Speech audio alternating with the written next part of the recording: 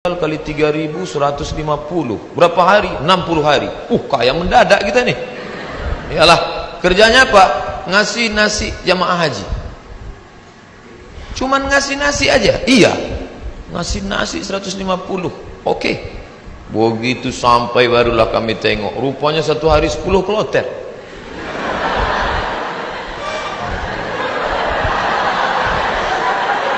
Satu kloter 400. 10 kloter 4.000 orang yang mau dikasih. Saya ngasih nasi kotak. Tugas saya nasi kotak. Kawan saya yang satu nih, yang sekarang di Jakarta itu bagian ngasih jeruk. Asal yang jamaah haji itu nenek-nenek dikasihnya 1. Yang anak gadis dikasihnya 5. Jadi setelah jam istirahat saya bilang, ente zolim, saya bilang. Ini yang kita kasih ini bukan jeruk kita, ini punya umat. Nanti di akhirat kita akan dituntut di padang mahsyar. Kok ente kasih buktu 1 yang itu 5? Nenek itu kita kasih jeruk 1, memang tak tekunyahnya lagi gitu. Ini anak gadis ini kita kasih. Jadi kalau cerita sama Ustadz itu ada saja dalilnya. Jadi saya kalah dan dia sekarang, alhamdulillah, setiap saya pergi haji, pergi umroh kemarin, di King Abdul Aziz itu saya foto. Habis itu saya kirim ke kawan-kawan dulu. Ingatkah di kau wahai kawan, 20 tahun yang lalu kita di sini. 20 tahun yang lalu kita di sini bekerja. Inilah, setiap melihat kemah-kemah, setiap melihat atap ini terkenang kalian. Aku masih ingat kalian dulu yang membagi jeruk, nenek-nenek 1, anak gadis 5. Dibalasnya kiki. Bagian masalah. Kadang jamaah-jamaah haji ini sombong. Jamaah haji ini tak semuanya hatinya baik, banyak juga yang sombong. Menengok kita kerja, nampaknya berkeringat berpuluh, sepele nengok kita. Panggilnya, sini bentar. Ya Pak, sudah lama jadi TKI. TKI bukan hina. TKI itu pahlawan devisa. Saudara-saudaraku yang bekerja menjadi TKI di Hong Kong, di Singapura, kalian pahlawan devisa. Tapi orang menyepelekan kalian. Kalian mencari makan di negeri orang lain, padahal di negeri ini sumber makanan. Kenapa? Makanan itu dicuri orang. Akhirnya kita susah, mahasiswa susah, pekerja susah, istri meninggalkan suami yang dalam keadaan sakit menjaga anak untuk mencari nafkah. Disepelekan. Sudah lama jadi TKI. Kami ini mahasiswa Pak. Di mana kalian belajar? Di Kairo. Asal dari mana? Riau. Memangnya tak ada universitas di Riau? Ada Pak, cuman 1 semester 5 juta. Sidang tertutup 10, sidang terbuka 15, buka tutup 25. Tak ada duit. Maka kami belajar jauh-jauh. Selesai S1, pulang saya ke rumah. Haji Abdul Somad LC titelnya, lagi cemas. Ke bawah tak berakar, ke atas tak berpucuk. Tak tahu apa mau dibuat. Pulang ke rumah menengok kebun sawit ada di rumah. Banyak Pak Ustaz? Tak banyak, cukuplah untuk 7 keturunan. Kalau tak dijual-jual. Lalu kemudian saya pun pergi ke kebun 2-3 hari, seminggu 2 minggu. Kata mak saya, Mat, kau pergilah dari kampung ni. Kenapa? Okak telinga aku dah. Masa kuliah di luar negeri balik ke kebun juga. Akhirnya pergi saya ke Malaysia melanjutkan S2 untuk menyelamatkan telinga mak saya. Ambil S2.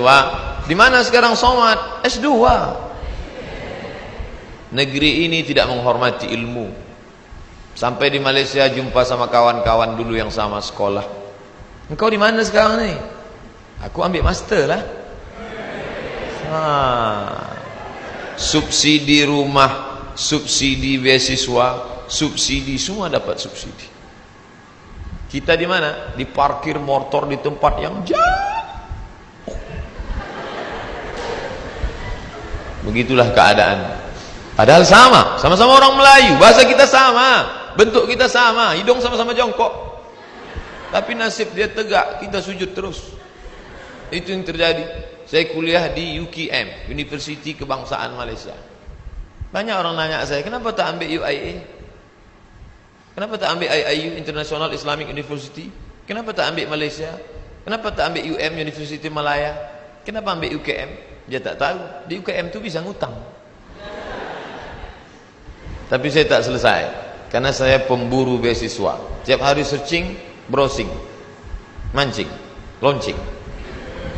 www.google.com beasiswa. Pakai bahasa Arab. Minhah dirasiyah. Enter. Dapatlah peluang beasiswa. Dan saya selalu masuk di warnet Fakultas Sains di UKM. Saya tak mau di fakultas saya, FPI namanya, Fakulti Pengajian Islam. Saya masuk ke Fakultas Sains karena di situ internetnya gratis. Dan orang Malaysia itu tak tanya-tanya, ditengoknya. Muka saya pula muka-muka anak sains kan.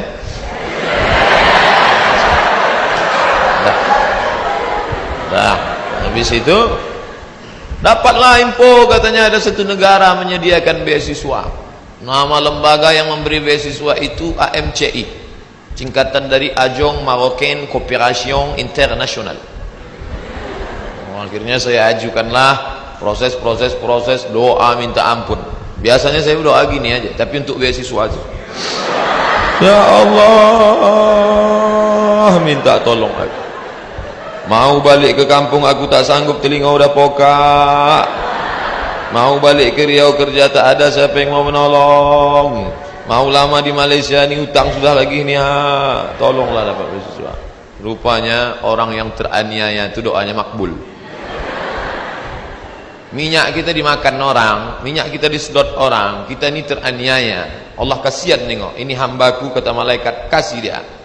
Diterimalah saya mendapat beasiswa. Sampai kawan-kawan saya heran, ente dapat beasiswa dari mana? Darul Hadis. Nilai ente waktu di Azhar apa? Good, excellent, very good, good, gagal. Nilai saya good dan saya diterima. Tidak ada sejarah orang asing diterima di Darul Hadis dengan nilai good. Semua mesti very good. Tapi saya diterima. Allah tahu, Allah kasihan. Ini wajah penuh dengan penderitaan.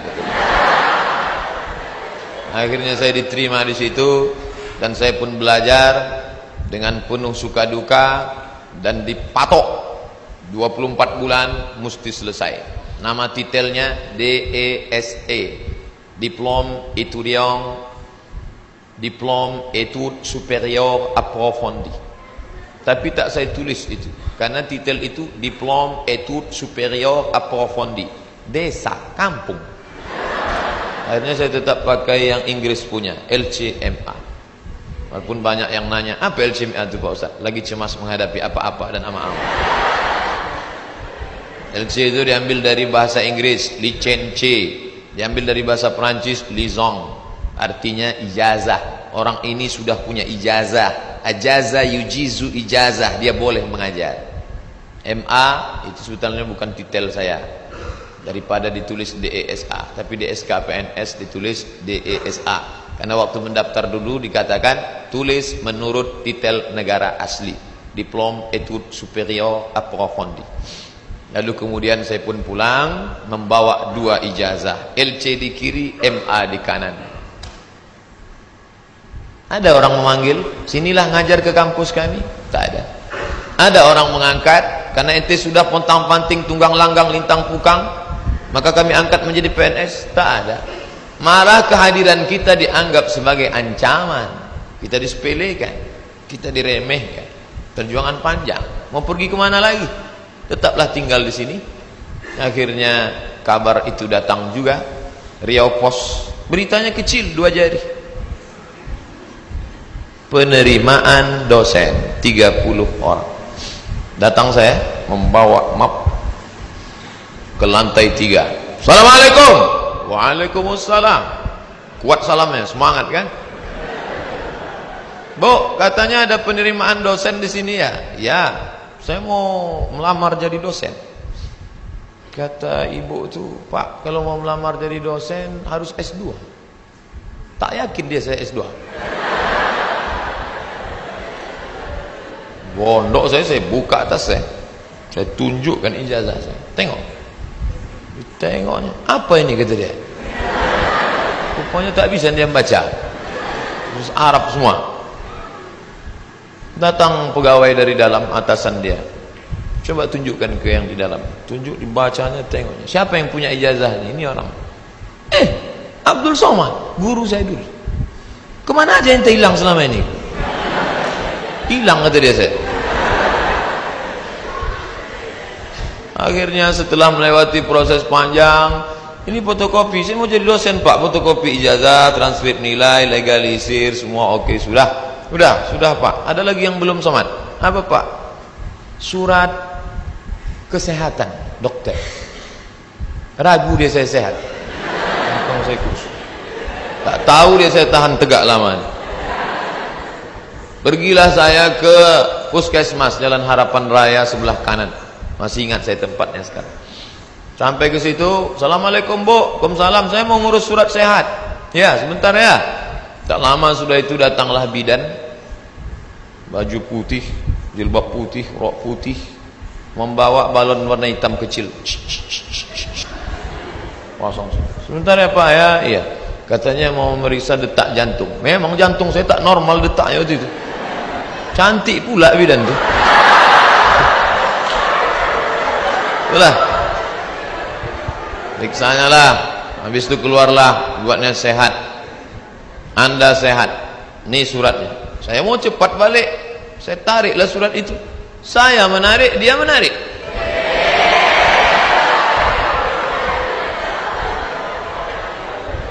Saya tak paham apa maksudnya ini. Wani piro. Kami kuliah 4 tahun di Mesir, semua gratis. Asrama gratis.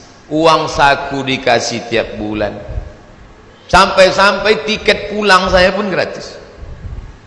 Mesir itu bukan kaya macam Saudi Arabia. Dia tak ada minyak. Miskin Mesir itu. Tapi bisa membiayai kami anak Indonesia 100 orang setiap tahun. Dan yang kuliah di sana 74 negara. Fir'aunnya Husni Mubarak, terserah mau ngejek dia jahat, yang penting saya gratis kuliah 4 tahun dari Al-Azhar itu, walaupun bukan tanah dia, tapi itu dari wakaf Al-Azhar. Negeri ini kaya, gemah ripah loh jenawi, tongkat dan batu jadi tanaman. Di Mesir kalau diletakkan tanaman itu mesti disiram dengan air baru tumbuh. Di tempat kita campakkan aja batang ubi itu ke belakang, tengok besok pagi bertunas walaupun sungsang. Ini negeri luar biasa, tapi orang belajar. Berapa banyak orang tua di negeri ini mau memasukkan anak sekolah SMP pun tak sanggup. Daftar ulang 14 juta. Doktor, dosen, golongan 4D, ngobrol ke saya hati ke hati. Aku tak sanggup menyekolahkan anak ini Ustaz Somad. Baru 2 yang sekolah, belum kuliah lagi. Mau jadi apa ke depan? Nah, jadi berkaca. Mesir luar biasa dengan Al-Azharnya, dan kami kuliah di situ. Sampai kawan saya ini suka makan cabai, mengunyahnya malas. Cabai itu tendang kiri tendang kanan telan, kiri kanan telan. Akhirnya biji cabai itu tak hancur, menumpuk di dalam. Ini ada usus kecil, usus buntu, begam cabai, busuk di dalam. Kalau sampai meletup, bam, big bang, mati. Maka ini mesti dipotong. Akhirnya dibelah sedikit, dipotonglah ujung usus buntu tadi. Biaya operasi 3.000 pon kali 2.000 perak, 6 juta. Tak ada duit. Mau nelpon ke Indonesia, krisis moneter, $1 20.000, tak ada duit. Akhirnya keluarkan kartu Al-Azhar. Azhari? Ente Azhari? Azhari maksudnya ente taman orang Al-Azhar? Ya, gratis. Sakit gratis. Di negeri Fir'aun sakit gratis. Di negeri kita sehat bayar. Tapi tidak saya ceramahi orang puskesmas itu. Takkan pula mungkin saya assalamualaikum warahmatullahi. Karena saya mau cepat, saya keluarkan aja duit 25.000. Nah ambillah tuh, pergi saya. Pergi saya urus, dah selesai. Pak ini surat sehat. Ada lagi yang belum Somad. Apa pak? Surat keterangan berkelakuan baik. Astagfirullahaladzim. Orang sesoleh ini diragukan juga. Gimana? Saya bolak-balik lah sudah masuk berbagai negara. Tak berapa negara sudah saya lewati. Tidak ada pemeriksaan yang saking ketatnya. Ketat luar biasa. Cobalah tengok kita mau masuk pesawat, berapa kali mesti buka dompet untuk tengok KTP. Emangnya kita ini teroris? Di Malaysia tak begitu betul. Enggak gitu-gitu amat sih, kata orang yang lama di Jakarta. Tapi apa boleh buat? Dia khawatir. Saya urus surat bahwa saya bukan teroris. Saya bukan teroris. Saya seorang pelajar muslim yang mendapatkan beasiswa. Dan saya pulang membawa ijazah. Saya mau mengabdikan ilmu saya. Tidak ada urusan lain. Saya tak ingin merobok-obok negara ini. Saya tidak ada hubungan dengan jaringan internasional. Saya cuma mau mengajarkan ilmu, memperbaiki. Alhamdulillah diterima. Ikutlah tes dosen dengan berbagai macam lika-liku. Pokoknya hidup ini penuh dengan ujian. Jadi kalau adik-adik, ujian apa? Ujian MIT Pak Ustaz. Habis MIT apa? Ujian UAS Pak Ustaz. Habis ini ujian apa? Ujian ini skripsi Pak Ustaz. Habis ini apa? Promo Pak Ustaz. Kenapa hidup ini penuh dengan ujian? Dunia adalah tempat ujian. Berani menghadapi dunia, berani menghadapi ujian. Takut menghadapi ujian, jangan menghadapi dunia. Takut menghadapi dunia, mati aja. Belum sampai masanya mati gimana Pak Ustaz? Kalau nampak jenazah lewat, ikut. Itu apalagi hidup di dunia. Nah, jadi masalah ujian-ujian kalian ini, ujian kalian belum ada apa-apanya dibandingkan ujian kami dulu yang penuh dengan kesulitan. 4 tahun gak jumpa orang tua, itu luar biasa. Ustadz aja yang bilang luar biasa, orang saya yang merasakannya kok. Saya gak nengok muka emak saya 4 tahun, sampai lupa saya muka emak saya itu macam mana. Saya ingat 4 tahun. Ditengok muka emak orang Arab tak sama.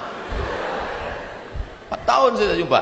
Berangkat 2002, berangkat 1998, 5 September, pulang 2002 bulan November. Tapi saya sudah menyelesaikan kuliah di bulan Juli. 3 tahun 10 bulan selesai S1 saya. Pulang.